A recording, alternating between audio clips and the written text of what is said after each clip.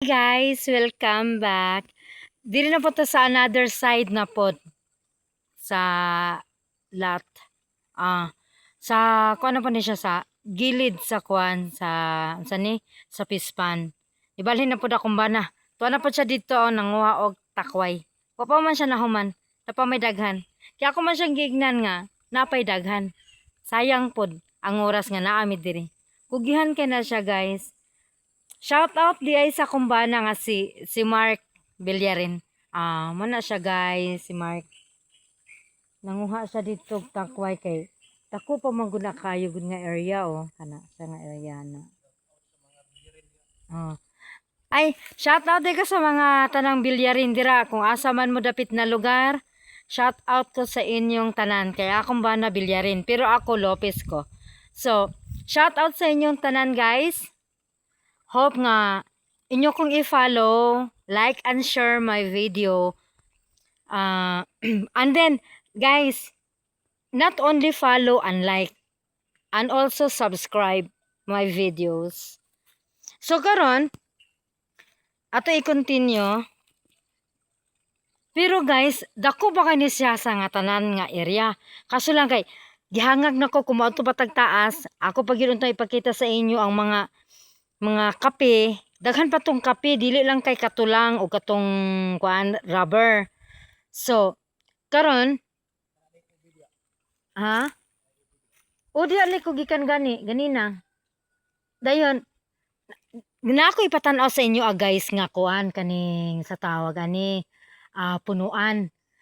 Na ako'y kuan sa inyo kung kinsay makasagot ani, ako siyang i-GCash og 500 pesos.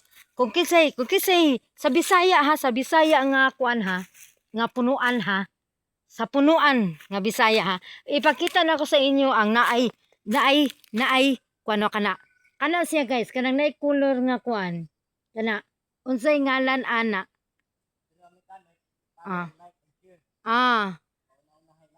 kana siya, guys, kana siya nga punuan.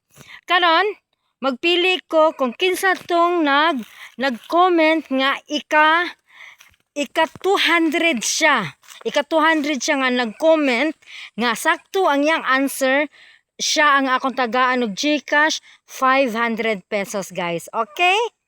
Karon katong uban nga ni comment siya og nalang siya sa 199, so dili siya kadaog. Katulad yung ika 200 siya ka number. Sa ika 200 siya. Mo nay akong tagaan og GCash, guys.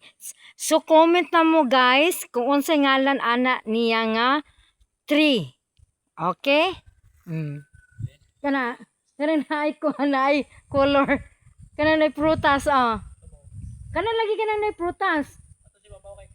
Di ako gikan ganina. Kana siya, guys, kana. Kita ninyo na, kana siya, kana gitudlo na ako nga nay orange color. Comment na, guys, ang ika 200 nga nag-comment nga sakto yang answer, naa siya GCash nga 500 pesos.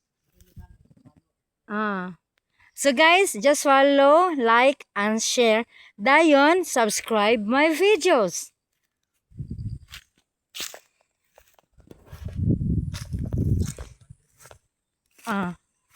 Guys, tsereng! Akong bana. Shout out sa tanan Villarin diri sa Wao, Lanao del Sur. Mga na din mo, guys, kung asa akong location karon, naami sa Wao, Lanao del Sur. Pero naami sa barangay nga Kanipisan. Kay kanimang kong Wao, nago ni siya every barangay. Pero ang balay sa kumbana nasa Kabatangan. So unya, guys, ipakita na ko sa inyo akong giunsa na mo pag-anhi diri, pag-travel diri, akong i-dokumento sa inyo akong unsa among giagian, asa mi nag-agi, asa ang ila nga lugar. Kay kanimang kong Wao, Lanao del Sur, kuan ni siya kaning dako ni siya nga area. Dako ni siya nga area, dili lang kay isa ka barangay, duha, tulo, dili.